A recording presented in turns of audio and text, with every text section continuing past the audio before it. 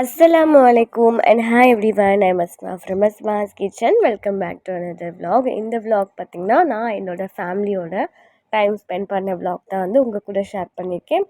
இந்த 10 days leave வந்துருச்சு இல்லையா ஸ்கூலுக்கு. ஸோ அப்போ பார்த்திங்கன்னா எங்கள் அம்மா அக்கா பசங்க எல்லோரும் வந்திருந்தாங்க. ஸோ அவங்களுக்காக வந்து நைட்டே பார்த்திங்கன்னா லட்டு செஞ்சு வச்சிடலாம் அப்படின்றதுக்காக லட்டு ப்ரிப்பரேஷன் தான் பண்ணிகிட்ருக்கேன். இந்த vlog உங்கள் எல்லாருக்குமே ரொம்ப இன்ட்ரெஸ்டிங்காக இருக்கும்னு நினைக்கிறேன். ஸோ vlog ஸ்கிப் பண்ணாமல் பாருங்கள். இப்போ நம்ம லட்டுக்கு ஒரு கப் வந்து கடலை மாவு எடுத்திருக்கேன். அதில் ஒரு பிஞ்ச் வந்து பேக்கிங் சோடா, ஒரு பிஞ்சு சால்ட்டு, 2 பிஞ்ச் வந்து ஃபுட் கலர் ரெட் கலர் சேர்த்துட்டு நல்லா மிக்ஸ் பண்ணி எடுத்துக்கோங்க ஃபஸ்ட்டு. ஆக்சுவலி பார்த்திங்கன்னா ஒரு 2 வருஷத்துக்கு முன்னாடியோ ஒரு 3 வருஷத்துக்கு முன்னாடியோ சரியாக ஞாபகம் இல்லை, நான் லட்டு ட்ரை பண்ணேன். பட் எனக்கு அது வந்து சொதப்பிடுச்சு. ஸோ அப்படியே விட்டுறக்கூடாது, நம்ம ட்ரை பண்ணணும் அகெயின்ட்டு மறுபடியும் இப்போ ஸ்டார்ட் பண்ணியிருக்கேன். ஆனாலும் ரொம்ப நிறைய கேப் ஆகிடுச்சு. அதுக்கப்புறம் பார்த்திங்கன்னா ஃபுட் கலர் வந்து பத்தலை, லைட்டாக வந்து மறுபடியும் சேர்த்துட்டேன். இந்த அளவுக்கு வந்து கன்சிஸ்டன்சி இருக்கணும். ரொம்ப வந்து கட்டியாகவும் இருக்கக்கூடாது, தண்ணியாகவும் இருக்கக்கூடாது. நல்ல ஒரு போரிங் கன்சிஸ்டன்சியில் இருக்கணும். அதுக்கப்புறம் வந்து இதில் ஃபுல்லாகவும் நெய்லேயே நம்ம வந்து பூந்தி ரெடி பண்ணோம் அப்படின்னா கொஞ்சம் திகட்டும். அதனால் நான் பாதி பூந்தி பாதி வந்து ஆயில் எடுத்திருக்கேன். ஸோ இதை நல்லா ஹீட் ஆகட்டும். ஒன்ஸ் நல்லா ஹீட் ஆனதுக்கப்புறம் இதை வந்து மீடியம் ஃப்ளேமுக்கு வச்சுட்டு அதுக்கப்புறம் இந்த மாதிரி பூந்தி கரண்டி இருக்கும் இல்லையா, அதை வச்சு நல்லா இந்த மாதிரி இன்னொரு கரண்டி எடுத்துகிட்டு அந்த பூந்தி கரண்டிக்கு மேலேயே நம்ம வந்து ஊற்றிக்கிட்டே வந்து பூந்தி வந்து நம்ம சுட்டு எடுத்துக்கலாம். இது எப்படி அப்படின்னு பார்த்தீங்கன்னா ஒரே பக்கமாக சுட்டு எடுக்காமல் அப்படியே ரவுண்டாக நம்ம வந்து இடத்த மாற்றிக்கிட்டே இருக்கணும் கடாய்க்குள்ளே. அப்போ தான் வந்து ஒன்றோட ஒன்று ஒட்டாமல் இருக்கும். பட் இருந்தாலும் ஒன்றும் பிரச்சனை இல்லை, நம்ம அரைச்சி எடுத்துடலாம் லாஸ்ட்டாக மிக்சியில். பட் இருந்தாலும் அந்த பூந்தி ரெடி பண்ணும்போது இன்னும் கொஞ்சம் நல்லா இருக்கும் இல்லையா, அதுக்காக தான். ஸோ நான் நினச்சேன் இந்த பூந்தி கரண்டியில் செய்யும்போது இன்னும் கொஞ்சம் குட்டி குட்டியாக வரும், அப்போ நம்ம வந்து மிக்சியில் போட்டு அரைக்க வேண்டாம்னு நினச்சேன். பட் இது வந்து கொஞ்சம் பூந்தி சாப்பிட்ற மாதிரி இல்லை, லட்டு பிடிச்சோம்னா கொஞ்சம் ரொம்ப பெருசு பெருசாக இருக்கும். அதுக்காக நான் இதை வந்து மிக்சியில் அரைச்சிக்கலாம் அப்படின்ட்டு டிசைட் பண்ணேன். பட் ஃபஸ்ட்டு பிளான் வந்து எனக்கு வந்து அரைக்கக்கூடாது, நம்ம அப்படியே தான் லட்டு பிடிக்கணும்னு நினச்சேன். பட் வந்து கொஞ்சம் பெருசாக இருக்கு இல்லையா, ஸோ ஓகே. இப்போ பார்த்தீங்கன்னா நான் வந்து எல்லாத்தையும் அதனால இந்த மாதிரி கொஞ்சம் கொஞ்சமாக இது வந்து டைம் எடுக்கும் தான். பட் இருந்தாலும் நம்ம வீட்டில் ட்ரை பண்ணும்போது ஒரு சந்தோஷம் இருக்கும். அதுவும் நம்ம ஃபேமிலிக்காக நம்ம செய்யும்போது இன்னும் கொஞ்சம் சந்தோஷம் கிடைக்கும் இல்லையா அதில். ஸோ எல்லா பூந்தியும் ரெடி பண்ணியாச்சு. இப்போ நான் வந்து அதே எண்ணெயில் பார்த்தீங்கன்னா கொஞ்சமாக வந்து நட்ஸும் ஃப்ரை பண்ணி எடுத்துக்கிறேன். கேஷ்யூ நட் மட்டும் ஃப்ரை பண்ணி சேர்த்தோம்னா இன்னும் கொஞ்சம் நல்லாயிருக்கும்ன்ட்டு ஃபஸ்ட்டு வந்து 2 பேட்சாக நம்ம வந்து மிக்சரில் கொஞ்சம் சும்மா கொரப்பாக அரைச்சி எடுத்துக்க போகிறோம். ரொம்ப மையாக அரைச்சிடக்கூடாது. அண்ட் இந்த லட்டு மட்டும் பார்த்திங்கன்னா உங்களுக்கு செஞ்ச உடனே சாப்பிட்டோம்னா அந்தளவுக்கு டேஸ்ட்டு தெரியாது.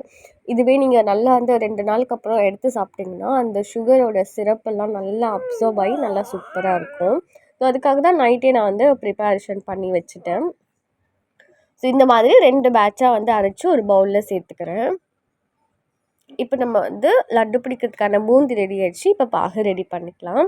நம்ம எடுத்த அதே கப்பில் வந்து ஒரு கப் வந்து சுகரும் ப்ளஸ் வந்து ஒரு 1/4 கப் சுகர் எடுத்துக்கிறேன்.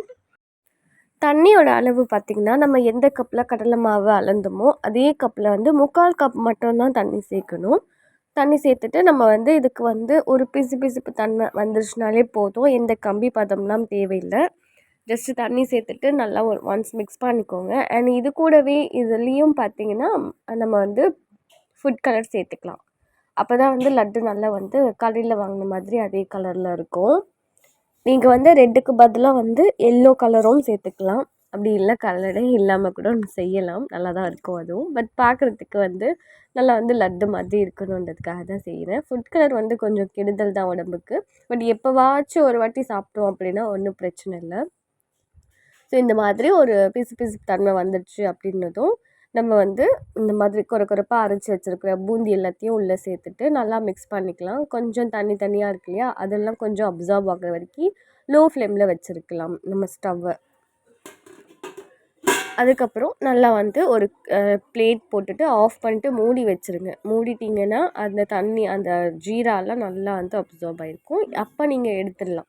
கொஞ்சம் வெதுப்பாக இருக்கும். ஒரு பவுலுக்கு ட்ரான்ஸ்ஃபர் பண்ணிவிட்டு நம்ம வந்து ஃப்ரை பண்ணியிருக்க நட்ஸு சேர்த்துக்கலாம். இதில் வந்து அந்த வெள்ளரி விதை சேர்ப்பாங்க, அது என்ன விதைன்னு தெரியல சரியா எனக்கு. ஸோ அது சேர்த்தோம்னா லட்டுக்கு நல்லாயிருக்கும். ஸோ கொஞ்சம் வெதுப்பாக இருக்கும். இல்லை கொஞ்சம் நல்லா ஆறுனதுக்கப்புறம் கூட நீங்கள் வந்து இதில் கையில் மட்டும் நெய் அப்ளை பண்ணிவிட்டு இந்த மாதிரி லட்டு பிடிச்சி எடுத்துக்கலாம். உங்கள்கிட்ட வந்து கப் கேக் லைனர் இருந்துச்சுன்னா அதில் நீங்கள் அரேஞ்ச் பண்ணி எடுத்துக்கோங்க. ஸோ அவ்வளோதான். மார்னிங் வந்து விடிய போகுது, நைட்டு வந்து எடுத்து வச்சாச்சு லட்டு. காலையில் நம்ம எடுத்து டேஸ்ட் பண்ணி பார்க்கலாம்.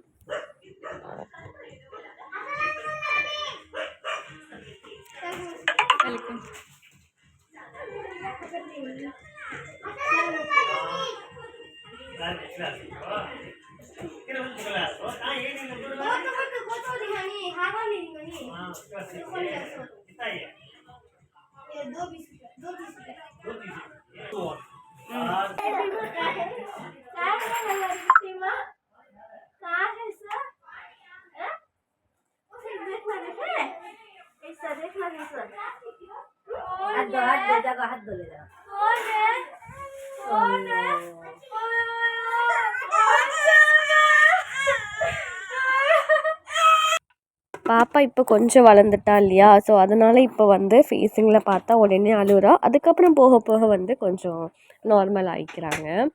இப்போ வந்து நான் முட்டை குழம்பு தான் ரெடி பண்ணிட்டுருக்கேன். பேசிகிட்டே இருக்கவும் டைம் ஆகிடுச்சு, சட்டுன்னு முட்டை குழம்பு செஞ்சிடலாம் அப்படின்ட்டு முட்டை வேக வச்சுட்ருக்கேன். அதாவது முட்டை பாயில் பண்ணுறதுக்காக இப்போ இந்த மாதிரி குக்கரில் போட்டு ஒரு 2 விசில் எடுத்தோம்னா முட்டை நல்லா சூப்பராக வந்து பாயில் ஆயிரும்.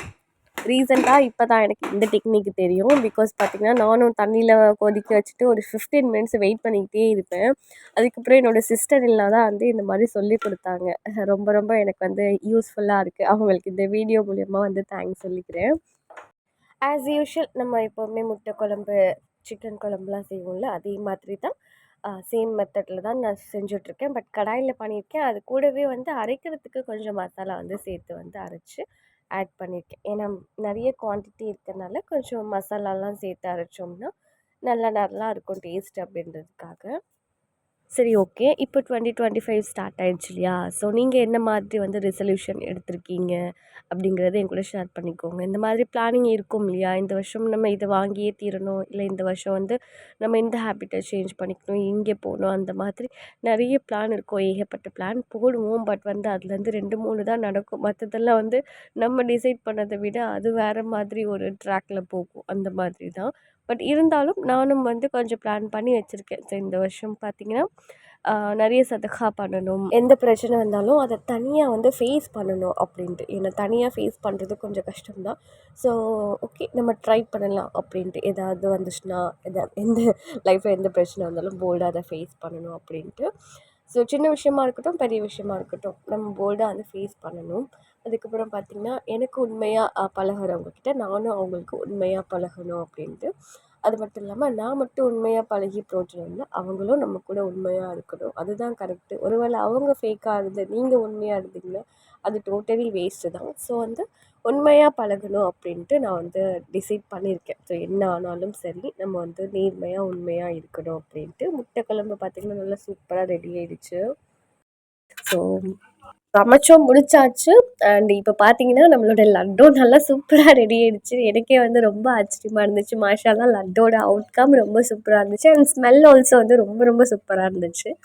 ஸோ வந்து இப்போ வந்து நம்ம லன்ச் டைம் நம்மளோட முட்டை குழம்பும் நல்லா சூப்பராக வந்து ரெடி ஆகிடுச்சு. ஸோ எல்லாருக்குமே சர்வ் பண்ணிவிட்டு இன்றைக்கி வந்து கொஞ்சம் சிம்பிளாகவே வந்து முட்டை குழம்போடு முடிச்சாச்சு. நாளைக்கு பிரியாணி பண்ணிக்கலாம் அப்படின்ட்டு. ஏன்னா ரொம்ப டைம் ஆகிடுச்சு. லன்ச்சு சாப்பிட்டதுக்கு அப்புறமேட்டு நான் இந்த லட்டு அவங்களுக்கு கொடுக்குறேன். அவங்களோட ரியாக்ஷன் மட்டும் நம்ம பார்க்கலாம்.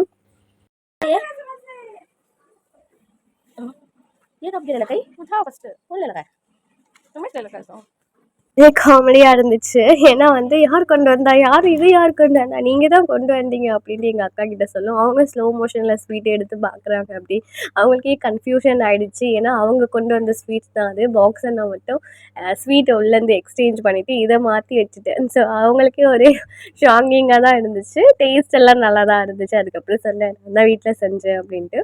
மைல்டாக கொஞ்சம் டிஃப்ரெண்ட்டாக இருக்குது, நம்ம கடையில் வாங்கினதுக்கும் வீட்டில் வாங்கினதுக்கும் டிஃப்ரெண்ட் இருக்கும் இல்லையா அப்படின்ட்டு சொன்னாங்க. பட் டேஸ்ட் எல்லாம் ரொம்ப நல்லா இருந்துச்சு. அதுக்கப்புறம் அவங்க கொண்டு வந்த ஸ்நாக்ஸு அதெல்லாம் வந்து அன்பாக்ஸ் பண்ணி எடுத்து வச்சுருந்தேன், என்னெல்லாம் கொண்டு வந்திருக்காங்க அப்படின்ட்டு. அம்மா வீட்டிலேருந்து அம்மா அக்காலாம் எடுத்துகிட்டு வரதே நமக்கு, நம்ம பெண்கள் எல்லாருக்குமே அது ஒரு தனி சந்தோஷம் தானே. அது மட்டும் இல்லாமல் நிறைய ஸ்வீட்ஸு, அதுக்கப்புறம் வீட்டில் தேவையான வெஜிடேபிள்ஸ், தக்காளி, வெங்காயம் இதெல்லாமும் கொண்டு வந்திருந்தாங்க. அண்ட் முக்கியமாக பார்த்திங்கன்னா இந்த சத்து மாவு கொண்டு வந்திருந்தாங்க. என்னோடய சைல்டுஹுட் ஃபேவரட்டான ஒரு ஸ்நாக்ஸ் அது. சத்துக்கால் உருண்டை அப்படின்னு சொல்லுவாங்க. அதில் நிறைய நல்ல விஷயங்கள் தான் இருக்கும். நீங்கள் கமெண்ட் பண்ணி கேளுங்க, உங்களுக்கு வேணும்னா நான் ரெசிபி வந்து எங்கள் அம்மாட்ட கேட்டு ஷேர் பண்ணுறேன். பத்தாதுக்குன்ட்டு இந்த ஃபிஷ்ஷு அந்த பவுலு, அந்த ஸ்டோன்ஸு, ஃபிஷ்ஷு இதெல்லாமே கொண்டு வந்திருந்தாங்க. அவங்க தான் என்னோடய அக்காவோட பையன் கொண்டு வந்தான். ஸோ எனக்கு பார்க்கவே ரொம்ப ரொம்ப சந்தோஷமாக இருந்துச்சு. அந்த டே ஃபுல்லாக எனக்கு ரொம்ப ஹாப்பினஸ்ஸாகவே இருந்துச்சு. நமக்கு எப்போவாச்சும் ஒரு வாட்டி தான் அந்த மாதிரி சந்தோஷங்கள் நிறைஞ்சு கிடைக்கும். ஸோ அது கிடைக்கும்போது அனுபவிச்சுக்கணும், அவ்வளோதான். மாஷாஅல்லாஹ் அந்த டே ரொம்ப சூப்பராக போச்சு. 1, 2, 3, go.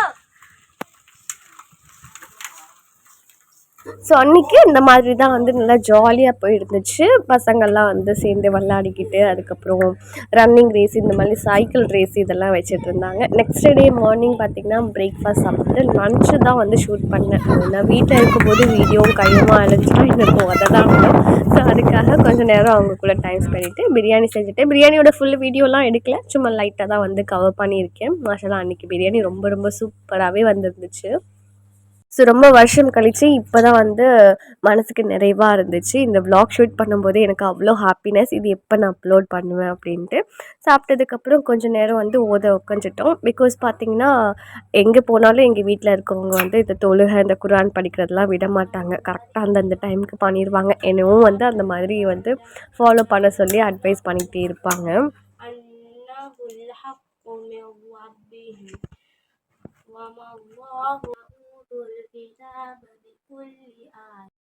தொழுகிறது படிக்கிறதெல்லாம் வீடியோ பிடிச்சி போட்டிருக்கா பாரு அப்படின்ட்டு நினைக்க வேண்டாம். இந்த வீடியோ பார்த்திங்கன்னா யாராச்சும் ஒருத்தவங்களுக்காகவாது இது மோட்டிவேட்டாக இருக்கும், அவங்களுக்கும் நம்மளும் இப்படி ஃபாலோ பண்ணணும் அப்படின்ற ஒரு மோட்டிவேஷன் இருக்கணுன்றதுக்காக மட்டும்தான் போட்டிருக்கேன். வேறு எந்த இன்டென்ஷனும் கிடையாது. ஸோ இந்த பக்கம் பார்த்திங்கன்னா நான் வந்து ஓடிஜியில் வந்து ப்ரௌனி பேக் பண்ண வச்சுருந்தேன். ஸோ அதுவும் ரெடி ஆகிடுச்சு. மீன்வெல்ல வந்து சத்து மாவுக்காக எடுத்துகிட்ருக்கேன். எங்கள் அம்மா கொண்டு வந்து இந்த சத்து உருண்டை தான் பிடிச்சி கொடுக்கலாம் எல்லாருக்குமே அப்படின்ட்டு எடுத்துகிட்ருக்கேன். ஸோ இது எப்படி நம்ம வந்து பிசைஞ்சு உருண்டை பிடிக்கிறது அப்படின்னு தான் பார்க்க போகிறோம். இந்த ரெசிபி நான் வந்து கூடிய சீக்கிரம் ஷேர் பண்ணுறேன். ஸோ இது வந்து எவ்வளோ அதான் நிறைய பேர் இருக்கிறதுனால நீங்கள் கொஞ்சம் குவான்டிட்டி நிறைய எடுத்துக்கணும். இல்லை 2-3 பேருக்காக செய்கிறீங்கனால கொஞ்சம் குவான்டிட்டி கம்மி பண்ணிக்கணும். இந்த மாவு எடுத்துகிட்டு அதுக்கு தேவையான அளவு தண்ணி கொஞ்சம் கொஞ்சமாக சேர்த்துக்கோங்க. ஃபஸ்ட் டைம் இப்போ செய்கிறீங்க அப்படின்னா கொஞ்சம் பார்த்து பார்த்து சேர்த்துக்கலாம். அந்த மாதிரி சேர்த்துட்டு நல்லா உள்ளங்கையில் ஒரு உருண்டை எடுத்து நல்லா ப்ரெஸ் பண்ணோம்னா ஈஸியாகவே வந்து உருண்டை ரெடி ஆயிடும். ஸோ இந்த மாதிரி எல்லா உருண்டையும் ரெடி பண்ணிக்கிறேன். இது செய்யும்போதே அதோட ஸ்மெல் அப்படியே வந்து ஒரு 10-15 வருஷத்துக்கு பின்னாடி எனக்கு ஃப்ளாஷ்பேக் ஞாபகம் வந்துருச்சு.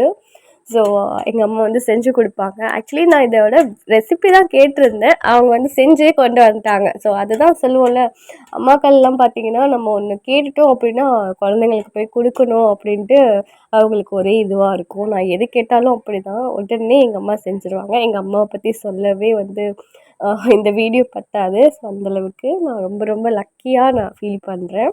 பொதுவாக எல்லாருக்குமே அப்படி தான் இருக்கும் போல். மாஷாஅல்லாஹ் எனக்கும் அப்படி தான். அவங்கவுங்களுக்கு அவங்கவுங்க அம்மானா ஸ்பெஷலாக தான் ஃபீல் பண்ணுவாங்க.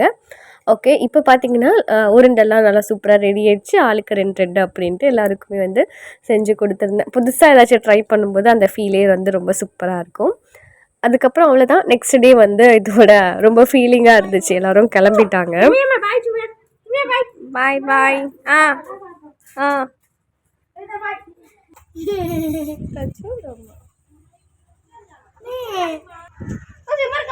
उमर बाहर से खेलता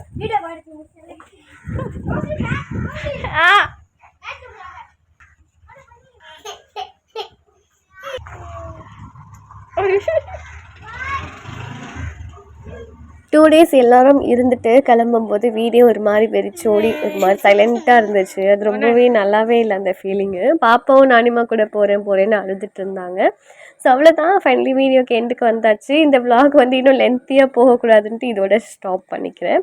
ஸோ அவ்வளோதான். இதே மாதிரி இன்னொரு விலாகில் உங்களை அகெயின் மீட் பண்ணுறேன். இந்த வீடியோ இன்ட்ரெஸ்டிங்காக ரொம்ப ஜாலியாக இருந்துச்சு அப்படின்னா நம்ம சேனலை சப்ஸ்கிரைப் பண்ணிவிட்டு இந்த வீடியோக்கு மறக்காமல் ஒரு லைக் பண்ணிடுங்க. தேங்க்யூ, பாய் பாய்.